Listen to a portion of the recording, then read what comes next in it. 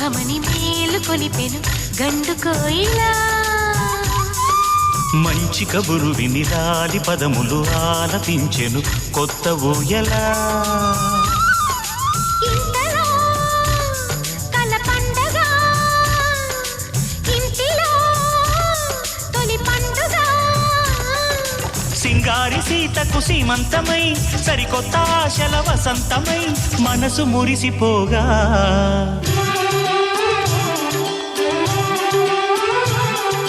మావి చిగురు తిని నీకు శుభమని మేలు కొలిపెను గండు కోయిలా